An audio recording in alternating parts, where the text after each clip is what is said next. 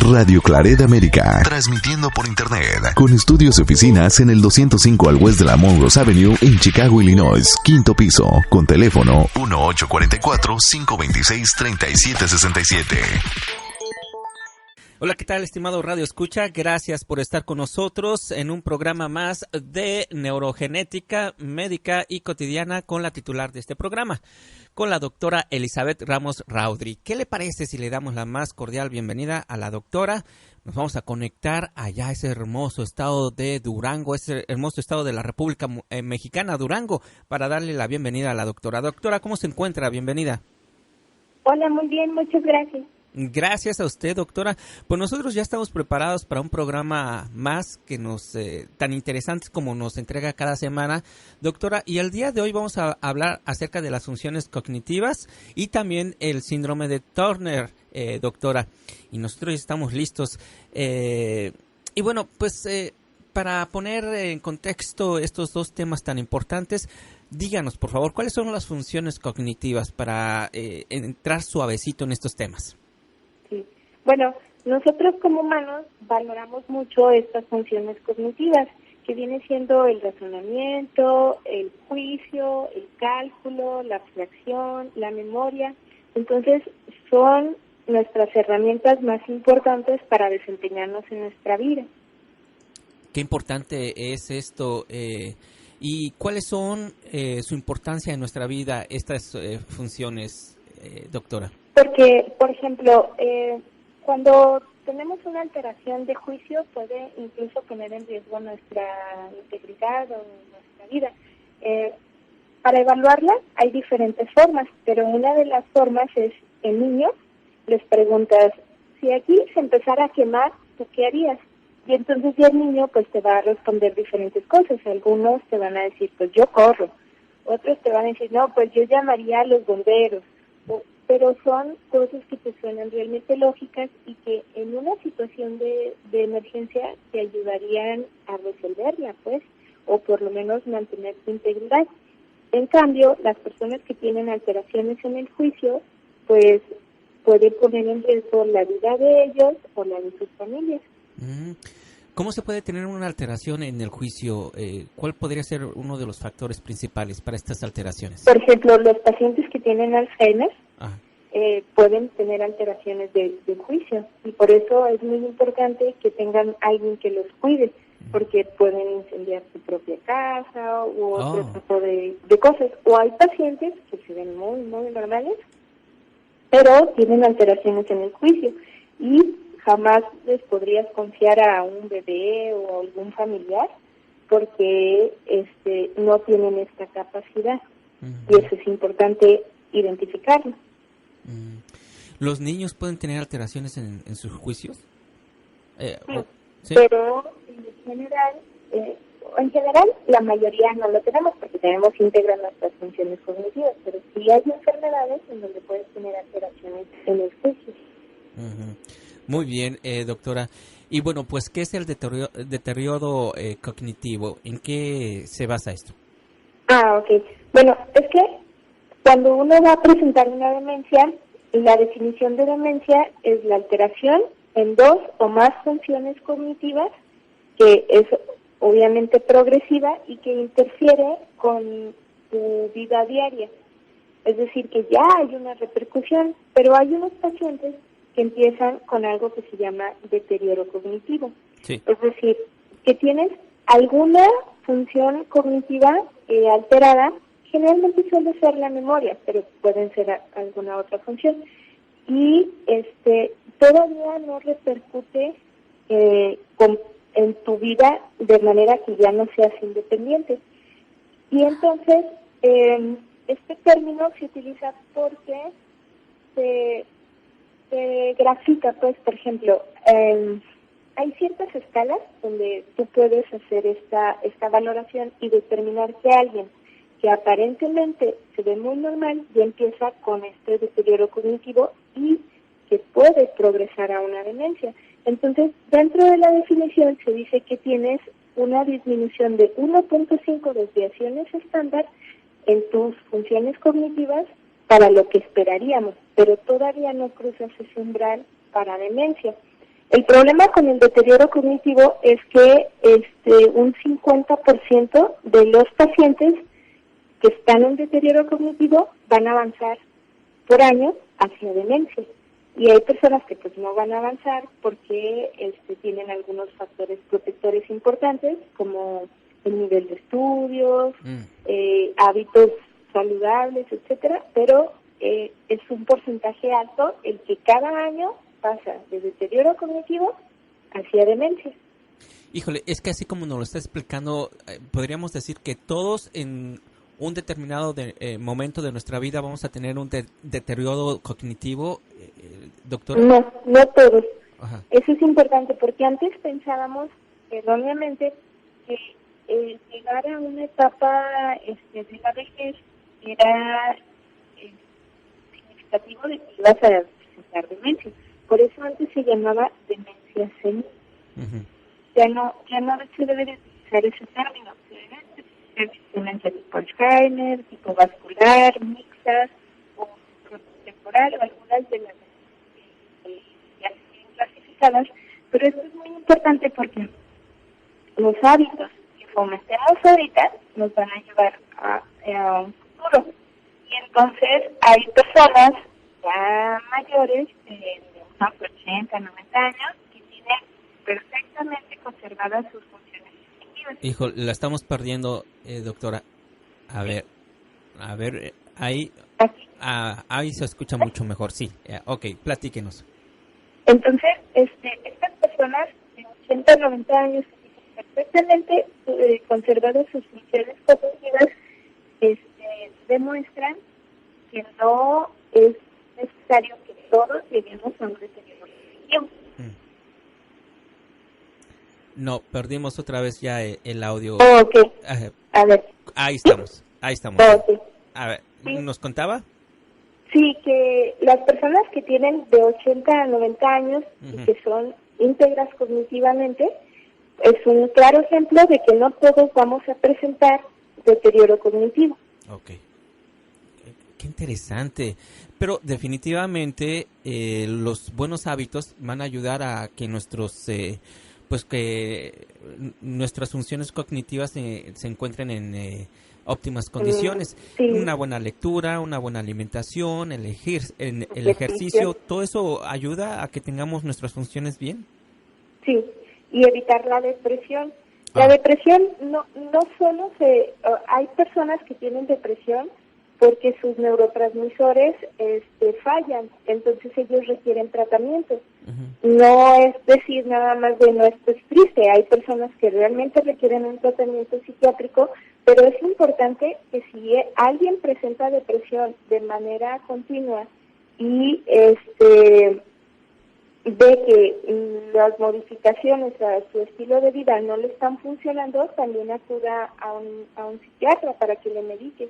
Porque la pura depresión te puede llevar a una pseudodemencia, si parece como si estuviera demenciado el paciente, y cuando se da el tratamiento de antidepresivo, el paciente recobra su capacidad de memoria y de funciones cognitivas, o bien la pura depresión te puede llevar a una demencia. Y esto es porque hace más susceptibles a las neuronas que están en el hipocampo, que son las neuronas encargadas de la memoria, y entonces fallecen fácilmente ante mayor estrés oxidativo. Entonces esa es la razón porque una depresión es muy, muy importante de tratarse, porque se puede llevar incluso a una demencia. Tengo dos preguntas. La primera es cómo reconocer cuando estamos en una depresión, y la otra, ¿qué es la demencia, doctora? Explíquenos, ¿cómo podemos identificar cuando estamos deprimidos o estamos ya dentro de una depresión? Bueno, la depresión es importante porque empiezas a notar en que las actividades que te gustaban hacer ya no te gustan o ya no te causan la misma emoción. Y también empiezas a notar muchas de las veces como dolor o cansancio y falta de ganas de iniciar nuevos proyectos, porque a lo mejor un proyecto ya te aburrió, ¿ok? Pero tendrías que tener la motivación para iniciar otras cosas. y vas viendo cómo se va perdiendo esa motivación. Entonces son datos para sospechar que hay algún tipo de depresión. Y para una demencia, bueno, cuando tú empiezas a notar datos de olvido o también alteraciones en el estado emocional, etcétera, pero esto es un poco más complejo porque los pacientes tratan de cubrir estos datos, porque nadie quiere presentar una demencia y si ya la tienen, no quieren que sus familiares se den cuenta que tienen un problema, porque quieren conservar su independencia. Entonces, generalmente los familiares, cuando se dan cuenta que su familiar tiene ya una demencia, es porque ya está avanzada, porque ya no pudo ocultar esos pequeños datos de olvido. Híjole, eso es peligroso porque inclusive se podrían perder las personas. Sí, o a veces van manejando y tienen accidentes, etcétera, porque de hecho pues un paciente con demencia ya no puede estar a cargo de un automóvil y como ellos saben que al momento de detectar se les va a restringir ciertas actividades, no lo dicen. Entonces sí tiene uno que estar al pendiente de los familiares y empezar a notar los cambios de ánimo, los olvidos, que si son realmente frecuentes. Hay un test que se llama test de Moca, es muy sencillo, se hace en 10 minutos y te puede determinar si inicias con un deterioro cognitivo o con una demencia. Y esto es importante porque también está la otra parte en donde yo puedo ser, por ejemplo, cuidador de un familiar con demencia. Y esto es muy agotador. Y entonces, por el estrés, empezar con olvidos, se me olvidaron las llaves, se me olvidó esto, etcétera. Y entonces pensar que inicio con esta demencia y ser solo el estrés. Entonces este test te ayuda mucho porque te ayuda a aclarar si ese familiar inicia realmente con síntomas o ya es solo el estrés y el antecedente que tiene y que está suponiendo algo que no está pasando. Qué importante. ¿Cuál es el nombre nuevamente de este test? Moca, se llama Moca, pero debe ser aplicado o por un neurólogo, por un neurogenetista o por algún psicólogo, pero especializado en neurología. Esto es importante para saber qué valor le vas a dar. Sí, solamente ustedes tienen la lectura correcta de este test, ¿verdad? Para saber si tenemos demencia. O un psiquiatra también. O un psiquiatra. Para saber si esta demencia, podríamos decirlo que podría ser causada por el estrés, o temporal, o estacionaria, ¿verdad? Sí. No sabemos. Sí. Muy bien. Doctora, vamos con el siguiente tema, por favor, y es acerca del síndrome de Turner. ¿Qué es este síndrome, doctora? Bueno, en general es la pérdida del segundo cromosoma sexual. Entonces, todas las pacientes que tengan Turner van a ser niñas, todas.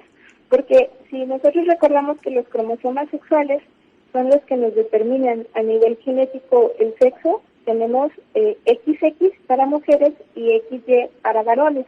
Entonces, si estamos mencionando que es el segundo cromosoma sexual el que se pierde, pues nada más nos quedó una X. Sí. Y al quedarnos una X, va a ser niña. Todos los casos de síndrome de Turner son niñas. Y es importante porque se puede detectar desde forma... Bueno, ya se puede detectar prenatal o al nacimiento. Por ejemplo, una bebé que nace y los piecitos y las manitas están edematizados, están hinchaditos. Ese es un dato de sospecha. Otro dato es una talla pequeña, es decir, nacen con una talla un poquito más baja. Generalmente los bebés miden de 48 a 52 centímetros y estos bebés pues, pueden medir 47, 46 centímetros, o sea, tener este rango de variación o 45 centímetros. Muchos de las pacientes que tienen síndrome de Turner no se identifican hasta la adolescencia. Y esto es porque tienen problemas en su periodo menstrual y generalmente tienen amenorrea, es decir, no tienen su periodo. Y es cuando las mamás ni su desarrollo puberal es normal. Y entonces es cuando las mamás o los papás se empiezan a preocupar y ya llevan a los hijos, a las hijas, a la consulta para ver pues por qué ya tiene 15 años y no se han desarrollado bien las mamas o no ha tenido su periodo. Y entonces estos datos, aunque ya se puede al diagnosticarlo e iniciar el tratamiento, porque requieren tratamiento hormonal, deberíamos identificarlos desde antes, porque las niñas con Turner también tienen otras características físicas, son leves, y otras características cognitivas. En la mayoría pueden presentar dificultades, por ejemplo, para las matemáticas, o dificultades, no un retraso, pero sí dificultades en el aprendizaje de materias específicas. Y además pueden presentar dificultades para captar las emociones de los demás. Nosotros llegamos a un lugar y vemos percibimos cuando alguien está feliz, triste o así, y ya no son tan hábiles para este tipo de situaciones. Y generalmente suelen ser niñas que se van aislando por lo mismo, porque no saben comprender de manera más rápida los sentimientos de las otras personas, y entonces no se adaptan tan rápido. Y el iniciar un tratamiento a edades oportunas realmente cambia la vida de la paciente y de la familia. Doctora, usted dice que al iniciar un tratamiento, ¿en qué consta un tratamiento para este síndrome de Turner? Bueno, una es la hormona del crecimiento, para que alcancen una talla lo más adecuada posible, porque generalmente tienen talla baja, y no la misma, pero sí talla baja. Y también el reemplazo hormonal, porque tienen un hipogonadismo hipergonadotrófico, es decir, lo que no está funcionando como tal de las hormonas no es a nivel cerebral, sino es a nivel de los ovarios, donde no se pueden producir los estrógenos de forma normal y por lo tanto no tienen ese desarrollo puberal. Entonces se requiere iniciar el tratamiento, y el manejo siempre es integral, es por un genetista, por un endocrinólogo, por varios médicos, porque incluso ellos tienen problemas a veces de la visión, a veces tienen problemas de diabetes, pueden haber una serie de circunstancias que puedan ir presentando relacionadas a la deficiencia de las hormonas. Pues muy interesante lo que nos dijo el día de hoy, doctora, acerca de este síndrome nuevo para nosotros. Bueno, todo lo que nos entrega usted amablemente, pues nos lo aterriza de una manera muy muy particular. Fíjese que en la semana tuvimos la oportunidad de leer un artículo acerca del mapa genético de proteínas humanas. ¿Qué es esto, abogada? Dice, crean el primer mapa genético de proteínas humanas. ¿Cómo lo podemos tomar nosotros? Okay. Bueno, yo creo que sería mejor comentarlo en el siguiente programa, porque sí hay que hablar otra vez de tomarlo del DNA y luego ir viendo como los niveles. Podemos anticipar un poco. Sí. El DNA, que ya mencionamos que son como nuestras recetas, porque ahí están nuestros genes, van a codificar para un producto funcional, y ese producto funcional en su mayoría pues son proteínas, pero también hay enzimas que no son proteínas, sino son riboenzimas, son enzimas por RNA. Y entonces las proteínas, pues hay que recordar que son péptidos. Sí. Es decir, que muchos aminoácidos se van uniendo de manera específica y luego después sufren una conformación hasta que forman la proteína. Y el colágeno, por ejemplo, de nuestro organismo es la proteína más abundante y se encuentra en los ojos, en los vasos, en los huesos. Entonces tenemos como este mapa, porque hay que recordar que un solo gen puede producir varios productos, como varias proteínas, y entonces sí habría que explicarlo como un poquito más a detalle. Exacto. Y creo que nos llevaría un poquito más de tiempo.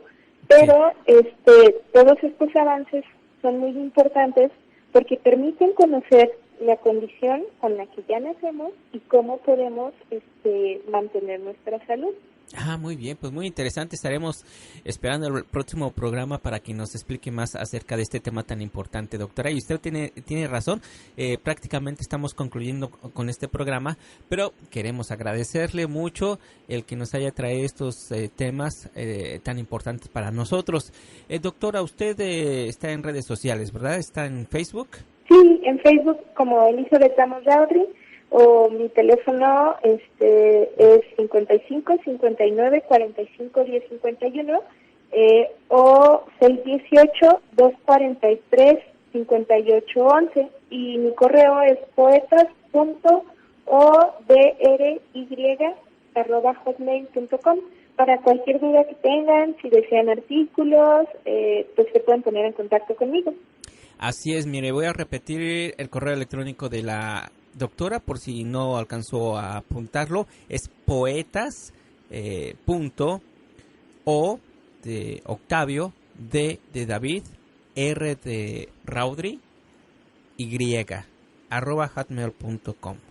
poetas.odry@hotmail.com es el correo electrónico de la doctora Elizabeth Ramos. Si usted tiene algún tema en particular que le gustaría que abordara a la doctora, pues por favor, escríbale, que ella con todo el gusto le estará dando la información adecuada. Doctora, pues le agradecemos mucho su participación en el día de hoy. Esperemos que la próxima semana pues volvamos a conectarnos. Ok, muchas gracias, hasta luego. Gracias, doctora. Y a usted, estimado Radio Escucha, muchas gracias por su amable sintonía. Esperamos contar con la misma la próxima semana. Por lo pronto, le mandamos un fuerte abrazo. Cuídese mucho. Hasta la próxima. Radio Claret América.